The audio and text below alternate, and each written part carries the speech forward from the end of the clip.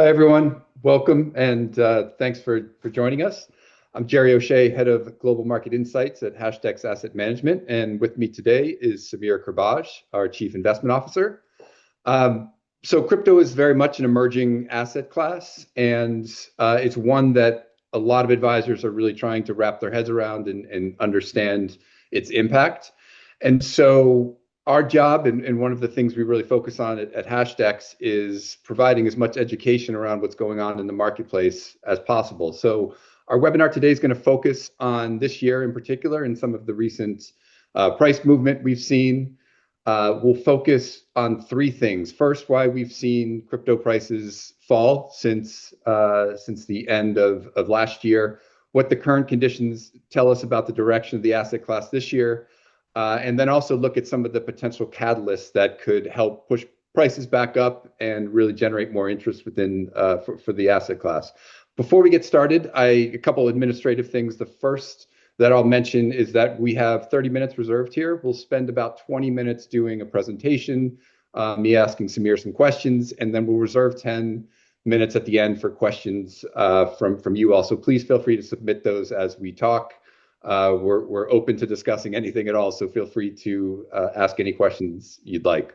And the second administrative item is I do need to read a disclaimer, which I'll do right now. This webcast is for informational purposes only, and nothing should be considered the official opinion of Hashdex. This presentation is not an offer to buy or sell, nor is it a solicitation of an offer to buy or sell. Certain information contained herein constitutes forward-looking statements. Due to various risks and uncertainties, actual events or results in the performance of the products may be substantially different from those reflected or contemplated in such forward-looking statements. For any product-specific information, please refer to the appropriate prospectus. Great. So with that, Samir, thanks again for joining, and we certainly have a lot to talk about. I think, I mentioned up front that crypto prices have been down. I think 24 hours ago was actually even a little bit of a different story, with Bitcoin now up, I think, about 7% or so just in the last 24 hours. We can talk about that here momentarily. But generally speaking, the asset class is down 40+% or so off its all-time highs. And so this is something I think that if you're an advisor just getting to understand the space, it can be kind of a bit rattling, right, to try to understand what exactly is going on. So I would say if we could just maybe start with kind of your headline message. I know you're on the road now, you're constantly talking to advisors. What's your headline message about what's been going on regarding crypto? Is this space, is it crypto specific? Is it more macro driven? What are the things you're talking about as you're out communicating with advisors? All right. Hey, Jerry. Hi, everyone. Thank you for joining us. It's been definitely some very interesting few weeks. If there's a headline message to share, is that we've been seeing the crypto fundamentals get stronger and stronger every month since the last 12 or 14 months. Meanwhile, we're not seeing prices, especially in the last 3-4 months, corresponding to that excitement, and that creates a distortion that, in my opinion, is great for long-term investors that have conviction in the space and they're looking to build their allocation for the long run. There's few reasons for that disconnect. The first one, and people with crypto might be familiar with that, is the 4-year cycle narrative, right? So in the last 12-15 years, crypto has been through this 4-year cycle in which you have like 1 year of a massive bull market, bubble-like scenario. Then you have a very big crash, 12 months of a down market with very significant drawdowns. And then you have some like 2 years of recovery in which prices are slowly recovering back to the all-time highs. And then you create another cycle. We've been seeing this over and over and over the last 12 years or so. And this has created, whether there's like an underlying reason for that or not, is like, to be honest, we don't know. There's no specific fundamentals to make a strong case for a 4-year cycle. There's some narratives, but nothing strong suggests that there is an underlying fundamental market structure reason for that. But one thing for sure is that it has a very significant self-reinforcing cycle or a self-fulfilling prophecy. Okay. So think about this. Like, and we have some investors. We've been having conversations with investors like this. We've been for 8 years talking with wealth managers that have been slowly allocating to this space. And last year, seeing Bitcoin prices above $100,000, seeing the all-time highs being made, and the amount of wealth that has been created uh, because of this upside, trend on the prices, it was only normal to see a correction and see like some people taking profits, right? So what we see from our funds is last year, while like markets were doing, were creating their all-time highs, and we've been seeing strong inflows, especially from the US, because those are the US ETFs are newer ETFs. They've been around for 1, 2 years. Um, Outside of the US, in Europe, Brazil, in our ETFs, we've been seeing redemptions. So nothing, changing the conviction of those investors as far as our conversation goes, but they have been taking profits. They have been rebalancing their position. And by the way, this is what we've been recommending this for a long time, for a long time. It's just use those, moments of excitement in crypto to take profits and rebalance your portfolio. And also use the moment of desperation and fear to also top up and rebalance your portfolio. So we've been talking about this for a long time, and we saw that behavior throughout last year, especially as crypto was reaching its all-time highs. We've been seeing our investors taking profits, and we can see this also like a general retail behavior. If we look at the on-chain metrics, we've been seeing a movement towards like those long-term holders just selling.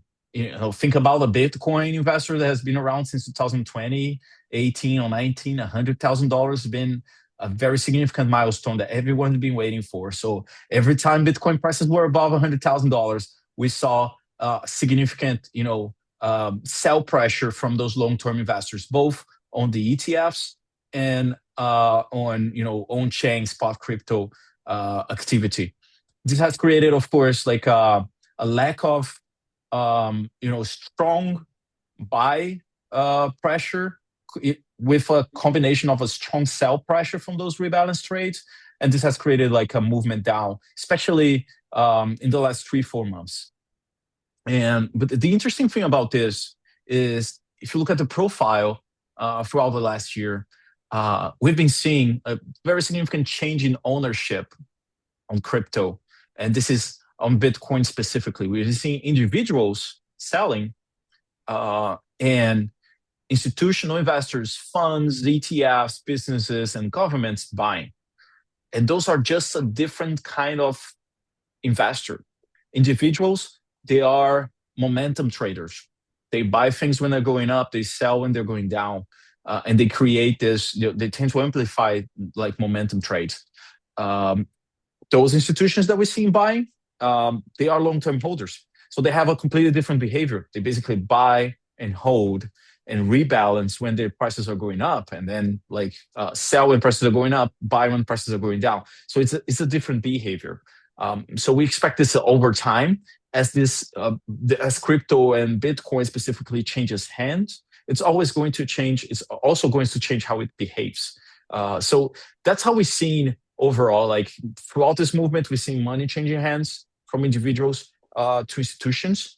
Of course, the macro conditions also are not favorable for risk assets, and crypto is a risk asset class. So all those things we've been seeing over the last few months, so BOJ raising the interest rates, the Warsh nomination, which causes some, concerns in the market about his hawkish reputation, also created some tension for risk assets. You had the U.S., government shutdown, also, compromising, the outlook for risk assets, and most recently, we have this U.S.-Iran escalation that culminated with those strikes throughout this weekend, which are still ongoing. So this creates an environment that's not, I would say, favorable for risk assets in the short run. And crypto being a risk asset is subject to those same macro headwinds. But if we look on the fundament side again, we don't think there's anything wrong with how crypto has been evolving as an asset class. We've been seeing more regulatory clarity, market infrastructure developments. All those things are great for the thesis we have for crypto in the long run. So we remain very convicted about how strong the investment thesis is, especially for long-term investors.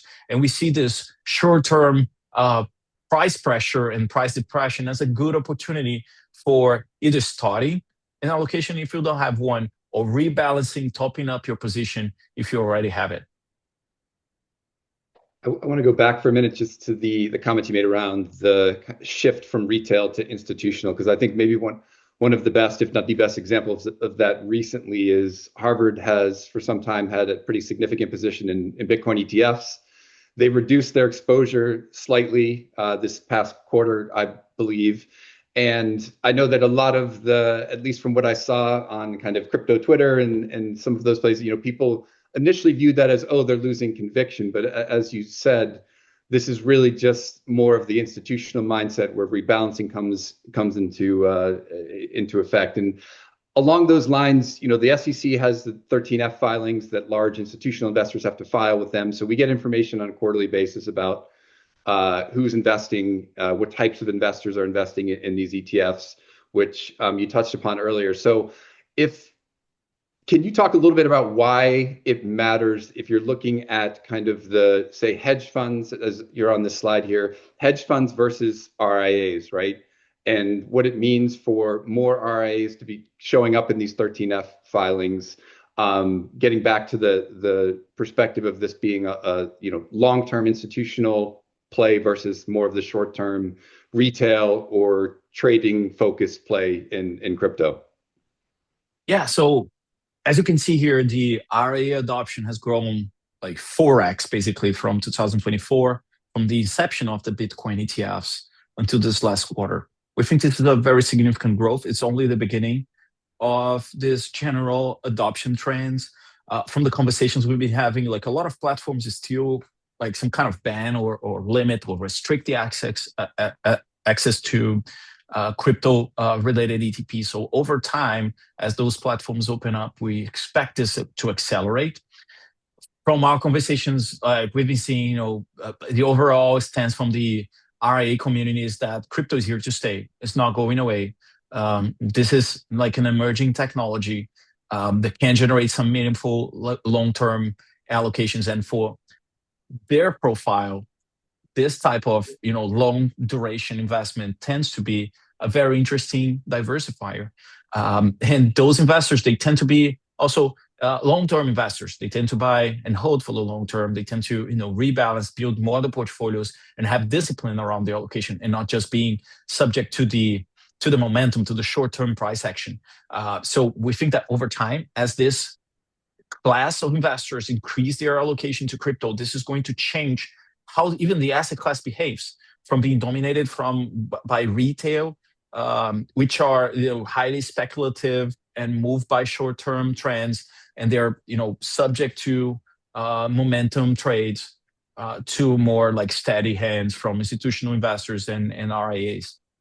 And the hedge funds, we believe, have as far as market structure goes, I think they have a very significant role here. This is increasing exposure from hedge funds. It's mostly related to something we call basis trading. Okay, so it's the futures market, the Bitcoin futures market developing and growing, and that creating arbitrage between the futures price and the spot price. In this case, the ETF, which is the simplest way for those types of investors to get exposure to Bitcoin. And as we've seen over the last few years, as this basis grows, when there's like more long side exposure into Bitcoin being expressed on the CME, we see inflows on the Bitcoin ETFs. The basis collapses, we see outflows in the crypto ETFs. And something that the industry has been tracking very closely is the inflows on the Bitcoin ETFs, right? This makes headlines every day. For long-term investors, again, we love to see inflows coming, and this is great, but I think there's a very significant noise in that number, because that number is driven mostly by hedge funds. The activity on buy and hold institutional investors, which is what really meaningful to change the landscape here, we can only see on a quarterly basis by the 13Fs. And the numbers are great. And you can see here, like we've seen over and over, quarter over quarter, allocations increasing. Even down quarters, we've been seeing more allocation, more conviction. So overall, what we can see from the 13F numbers is it's very promising path towards more adoption and crypto being more, like I would say, normalized into model portfolios. You mentioned the Harvard move, like and expanding beyond Bitcoin. We think this is a very significant trend as well. Bitcoin has been dominating the headlines, but if you look at all the advances, all the regulatory clarity we've seen, all the uh, industry developments, they're all related to smart contract platforms, tokenization, stable coins, decentralized finance, and those things don't necessarily touch Bitcoin. They touch all the other assets. They touch the thesis for smart contract platforms, which you don't capture by just like getting exposure to Bitcoin. So although we are very optimistic on Bitcoin, we think there's a great investment case for it as an emerging digital store of value. If you look beyond Bitcoin, this crypto industry, we believe is way bigger than just Bitcoin. That's why we believe so much in our approach of looking at this space on a diversified way using a high quality index benchmark such as the Nasdaq CME crypto index.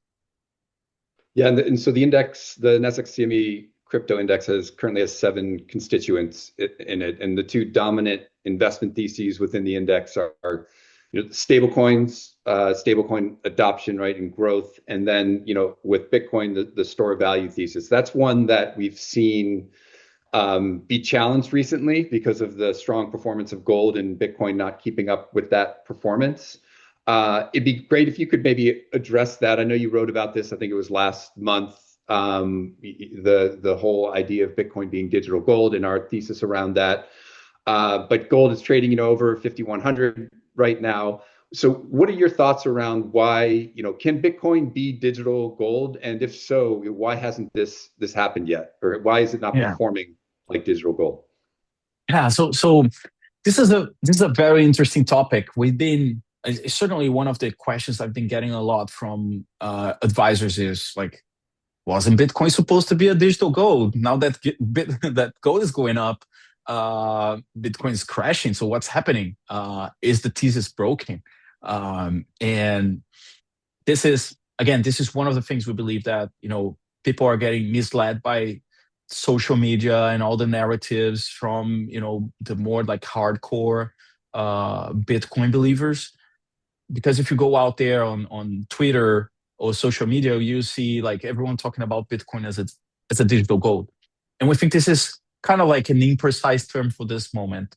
Actually, if you look at correlation between Bitcoin and gold, it's very low. Bitcoin is more correlated with the Nasdaq 100 than it is with gold. But that doesn't change. So our thesis for Bitcoin, and again, I've been telling this for 8 years, it hasn't changed, is that Bitcoin is an emerging digital store of value. Okay. So what does this mean? It's the first time that we can store value on the internet. This is something very new that people haven't heard about before. So it's an emerging digital store of value. It's very new, so it's not being adopted. It's not on the investment policies of governments and central banks yet. So it doesn't behave like gold because the buyers are not the same, the sellers are not the same. So all this buy pressure we've seen on gold throughout these last few months and years, they've been coming from central banks. Central banks have been accumulating gold like never, and they don't have Bitcoin in their investment policy. So it's only normal to see like prices not being correlated. What we believe is going to happen, and this is core to our thesis on Bitcoin, is that over time, with this generational shift that we're seeing, a newer generation coming to market who used to the concept of digital assets and digital store of value, and all the evolutions we've seen on our market infrastructure and regulatory clarity, there will come a time in which central banks will change their investment policies to also have Bitcoin on their portfolio. And when that happens, we believe the correlation between Bitcoin and gold is going up. And then you can start talking about Bitcoin as a digital gold, actually behaving like a gold, but just trading it digitally. Bitcoin is as good as, or even better, than gold on each of the characteristics of a good store of value. So we think this is eventually going to happen, but we're not quite there yet. So right now is a risk asset, and it behaves like a risk asset. You're seeing here, like especially like year-to-date performance, like crypto going out, going bad, significantly going down, along with the Nasdaq 100. So it is a risk asset right now, and this disconnect between so being an emerging asset class, an emerging digital store of value, is what creates the massive investment opportunity. So if Bitcoin was already a good store of value, we wouldn't see too much of an upside, other than just hedging against treasury. So going up like gold, it's great, but we think that the upside for Bitcoin is way more significant than the upside that we have in gold as this thesis matures. So it is a risk asset. Don't expect it to behave like gold, especially in short-term horizons. And think about this as a tech investment for the long run. This is what we've been telling investors for a long time. This hasn't changed, but now like this reality is struck out there for investors. And it's not different, Jerry, than what we saw back in 2020. We saw the same thing. So people talking about Bitcoin as a digital gold, and then like COVID came, gold went up, and Bitcoin wasn't tracking, and wasn't tracking for a while, and then it picked up and outperformed gold. So it's I don't think it's a surprise, but I get it. It's a surprise for people that are starting to track this industry, and again, because there's a lot of noise out there on social media, and we try to filter out this noise and bring those signs and signals to investors. Yeah, let's speaking of noise, let's talk a bit about sentiment here, and I'll ask maybe another one or two more questions, and then we'll have a few minutes at the end for Q&A from the audience. But the fear and greed index, it's a sentiment indicator we track, is at lower levels than I think it was at during the 2022 FTX debacle. And I know in the past you've talked about this being a potential bottoming signal. And so how should investors be kind of looking at this, the way sentiment is right now, as they start to think about, when a potentially good entry point for this asset class might be? So it really depends on the time horizon. So if we're talking about a long-term investor, those extreme moments are like the best opportunities. So when you have extreme fear, you can see like the sentiment, being extreme is a good buy opportunity. When you have greed, you're normally, it might indicate that a correction is coming. So those extremes are normally very interesting entry points or exit points if we're seeing too much greed in the market. So I would say like for long-term investors with conviction in the asset class, those historically have been great moments to allocate. And the other thing that I would note, Jerry, is when we look at the general behavior within crypto.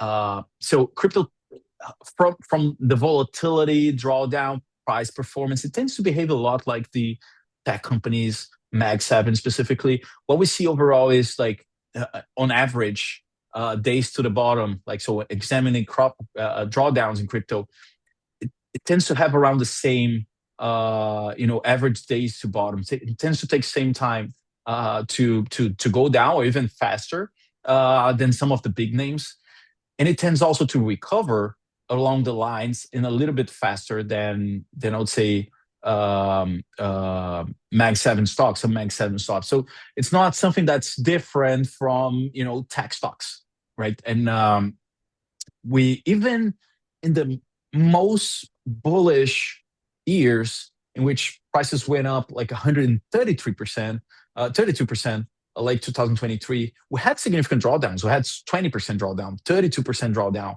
in positive years. We had 52% drawdown in 2021. So it's normal to see those drawdowns along the way. It's only natural for an emerging asset class. But like what we also see is that crypto, and like any long duration assets, tends to reward very well long-term investors, right? So in this study here, for instance, we look at, since 2020, different holding windows from 6 months, 1 year, 2 years, and 3 years, and different allocations to crypto. So it's a traditional 60-40 portfolio, then a 5% and a 10% allocation to crypto, just like to show as an example.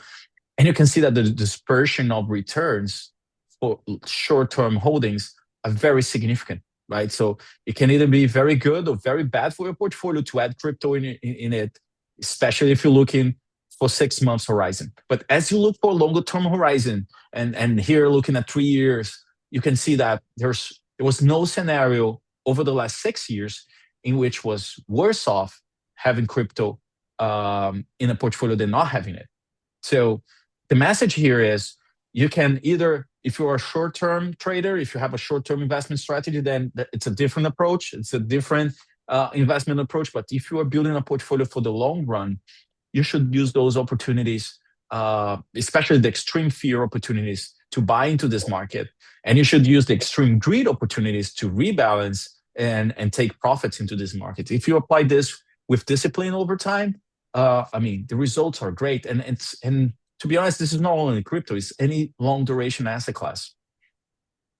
Yeah, I love that message. I think we've got a couple questions. We haven't touched upon regulation or legislation yet, and we do have a couple questions around that. So I might just kind of wrap these questions into one kind of bigger final question for you. But in terms of the signals that you're looking for that might provide a catalyst for this space in the coming months or later this year, I know like the legislation I think is one of them, but if you could maybe talk about that and then other sort of signals that you're looking for that might help propel Bitcoin and other crypto assets to new all-time highs, this year or next. Your perspective on that would be great. So on the short term, it all depends on the macro, right? So let's see like how all those tensions in the Middle East are going to affect the interest rate curve. And I think this is really what's on top of like the minds of everyone, like this crisis.